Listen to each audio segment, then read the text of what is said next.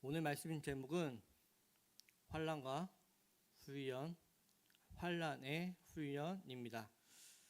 그 누구도 고난과 환난을 반기거나 좋아하지는 않을 것입니다. 그러나 반대로 삶 가운데 아무런 어려움이 없다면 어떨까요?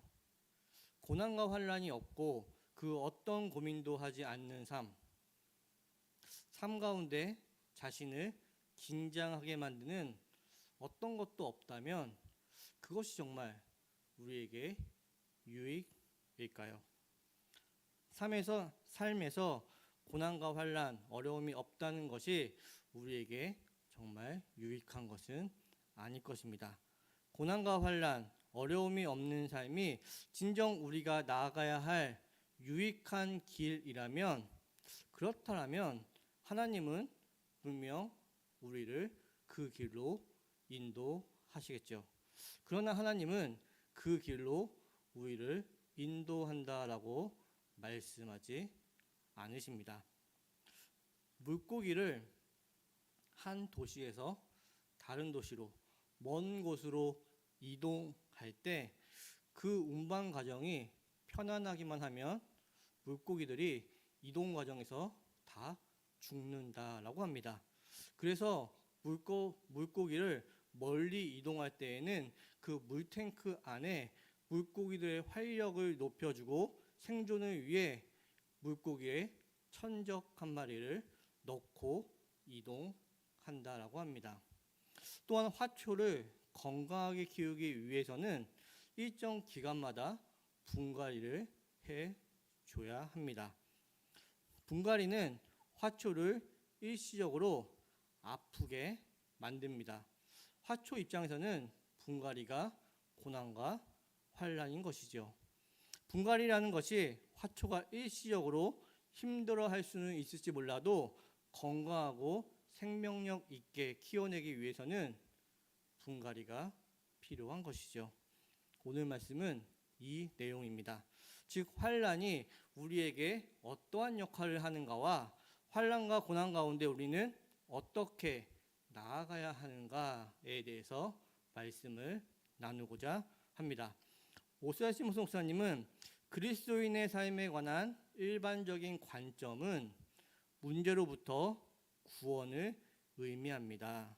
그러나 그리스도인의 삶은 문제 안에서의 구원이라는 점을 이해해야 합니다. 라고 오늘의 묵상을 시작하고 있죠. 의미가 좀 모호한 것 같아서 정확한 의미를 알기 위해 영어 원어를 좀 살펴봤습니다. 챔버스 목사님의 말씀에 처음에 말하는 그리스도인의 삶은 종교 생활에 머무르 있는 자들이라고 생각하시면 될 것 같습니다. 즉 그리스도인이라 칭하는데 종교 생활에 머무르 있는 자들의 일반적인 관점이라는 것은 문제가 해결되는 것, 문제로부터 벗어나는 것, 문제가 비껴가는 것에서 구원의 의미를 찾는다라는 것이죠. 즉 그들에게 구원은 문제가 발생하지 않거나 문제가 해결되거나 고난과 환난을 당하지 않는 것이 구원이라고 말한다는 것입니다. 그러나 진정한 그리스도인의 삶은 문제 안에서, 즉 고통과 고난에 연속된 삶에서 하나님의 구원을 발견하고 경험하게 됩니다. 즉 구원받은 자로 온전한 모습 가운데 살아가는 그리스도인은 고난과 환난이 없는 것이 아니라 그 고통 속에서 하나님 구원의 역사를 경험하고 주님의 은혜를 경험하게 된다는 것이죠. 이러한 자가 참 그리스도인인 줄 믿습니다. 이를 바꿔서 말씀드리면 우리가 고난과 환난, 고통 속에서도 하나님의 구원의 역사와 주님의 은혜를 경험하고 있다면, 그 길로 나아가고 있다면 이제 우리에게는 그 고난과 환난, 고통이 문제가 되지 않는다라는 것입니다. 즉 문제로 나에게 다가온 여러 가지 사항들은 주 안에서 이제는 더 이상 문제로 존재하지 않게 된다라는 것이죠. 이것이 우리가 누릴 수 있는 신비이자 하나님의 역사, 은혜 아니겠습니까? 이것이 묵상집에서 말씀하시는 시편 91편 9절에서 10절 말씀입니다. 시편 91편 9절에서 10절 말씀을 찾아서 함께 읽어보도록 하겠습니다.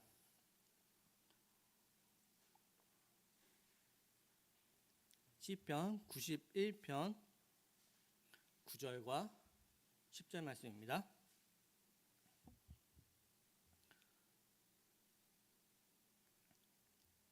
다 찾았으면 합독하시겠습니다. 시작. 내가 말하기를 여호와는 나의 피난처시라. 이 지존자를 너의 거처로 삼았으므로 화가 내게 미치지 못하며 재앙이 내 장막에 가까이 오지 못하리니. 아멘. 즉 우리가 여호와 하나님을 피난처로 삼고 지존자를 거처로 삼았기에 우리에게는 이제 더 이상 문제로서 나의 삶에 영향을 미치지 않게 됩니다. 고난과 환난이 이제는 더 이상 나의 삶을 좌지우지하거나 고통 가운데 화를 미치거나 재앙 가운데로 나를 인도할 수 없게 되었다는 것이죠. 이것은 우리가 일반적으로 생각하는 상식과는 전혀 다른 것입니다. 그래서 그리스도인의 삶은 신비이고 주님이 주시는 은혜의 삶입니다. 즉 우리가 구원받았다라는 말은 이제는 이전에 나를 지배했던 세상의 기준, 상식과 전혀 다른 새로운 삶을 살아가고 있다라는 것입니다. 이제 우리는 이전에 상식이라고 생각했던 것들, 세상의 기준과 가치들과 그것들과는 전혀 다른 삶을 살아가게 되는 것입니다. 이전에는 고난과 환난, 역경을 피하려고만 했습니다. 그러나 이제는 고난과 환난, 역경에 매이지 않는 자가 된 것이지요. 왜냐하면 우리의 피난처는 여호와 하나님이시기 때문입니다. 우리의 지존자가 우리의 피난처가 되어 주시기에 이제 우리에게는 화가 미치지 않고 재앙이 우리 가운데 머물지 않게 되었습니다. 이를 믿으시기 바랍니다. 이러한 삶을 누리시길 바랍니다. 오늘의 묵상집 두 번째 문단을 보면 챔버스 목사님은 하나님은 우리에게 정복하는 생명을 주신 것이 아니라 우리가 난관을 극복할 때 생명을 주십니다라고 말씀하십니다. 다시 말씀드리면 이 말은 우리 안에 있는 예수 그리스도의 생명은 고난과 환난을 극복함으로 새 생명을 가진 자의 삶을 살아가게 한다라는 말입니다. 이 말은 고난과 환난을 극복해가는 우리는 새 생명의 활력을 얻게 되고 고난과 환난을 통해 이전에 누리지 못했던, 아니 상상하지도 못했던 그러한 삶을 살아가게 한다라는 말씀이지요. 이것이 우리가 말하는 은혜 아니겠습니까? 그렇게 우리에게는 고난과 환난이 없는 것이 힘과 능력이 아니라 챔버스 목사님의 말씀처럼 환난과 고난을 통한 긴장이 힘과 능력이 되는 것입니다. 그렇게 챔버스 목사님은 고난을 받지 않으려 한다면 주님은 우리에게 생명과 자유와 기쁨을 주실 수 없다라고까지 말씀하고 있습니다. 우리가 고난과 환난을 회피하려고만 한다면, 그렇다라고만 하면 우리는 생명 소유한 자로, 새 생명을 얻은 자로 진정한 자유와 기쁨을 누리지 못할 수도 있다라는 경고의 말씀일 것입니다.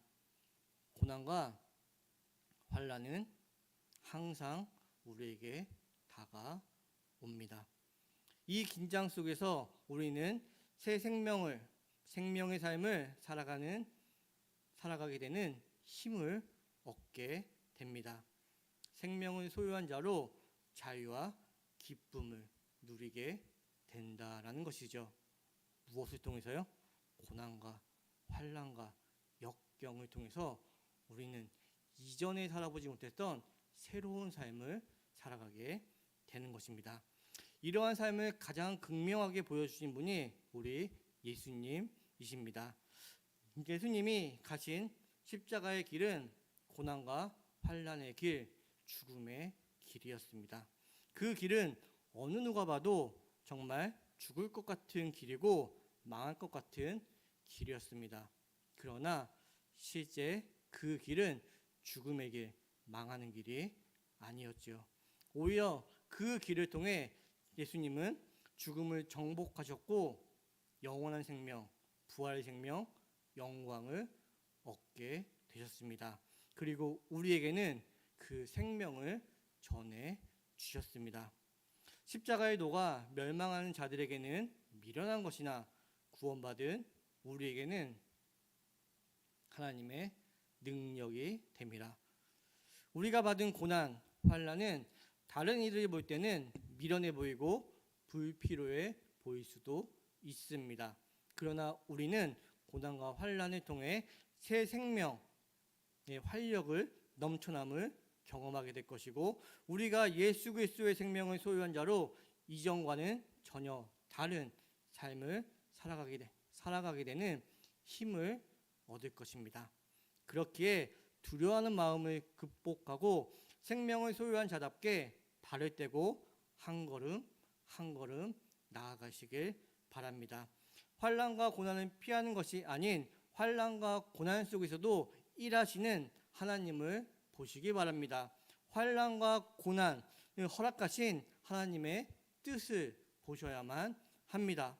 환난과 고난은 육체적, 신체적으로는 우리를 힘들게 할 것입니다.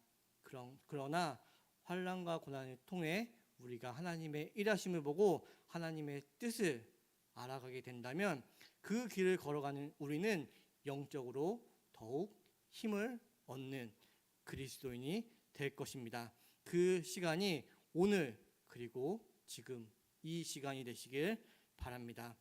우리가 고난과 환난 중에서도 하나님의 일하심과 하나님의 뜻을 알아가게 될 때 우리는 어려움, 환난 속에서도 기쁨을 누리게 됩니다. 기쁨이 넘치게 되는 것이죠. 이는 생명을 소유한 자로 이전에 경험하지 못한 새 생명을 얻은 자의 삶을 살아가기 때문인 것이고 어떠한 고난과 환난 속에서도 자유한 자신의 모습을 보게 되기 때문입니다. 이것이 그리스도인의 삶입니다. 고난과 환난을 회피하려고만 하는 것이 아니라 고난과 환난 속에서도 하나님의 일하심을 발견하고 하나님의 뜻을 알게 되는 그러한 자유함을 얻고 어려움, 고통 속에서도 기쁨을 누릴 수 있는 참 자유인 이러한 삶은 그리스도인인 여러분들에게만 허락된 특별한 삶인 줄을 믿습니다. 이러한 특권을 누리시며 나가는 오늘이 되시길 바랍니다. 오늘 말씀을 마치겠습니다. 어떤 측면에서 보면 환난과 고난은 내가 받고 싶다고 받는 것도 아니고 내가 받기 싫다고 받지 않는 것도 아닙니다. 우리 모두는 오늘 고난과 환난 속에서 살아가게 될 것입니다. 환난과 고난을 직면했을 때 우리는 고난을 회피하려는 자인지 아니면 고난과 환난 속에서도 새 생명을 소유한 자답게 자유를 누리고 참 기쁨을 누리는 자로 살아가고 있는지를 자신의 삶을 통해서 살펴봐야만 합니다. 우리들 모두가 새 생명을 소유한 자로 참 자유를 누리고 참 기쁨을 누리시길 바랍니다.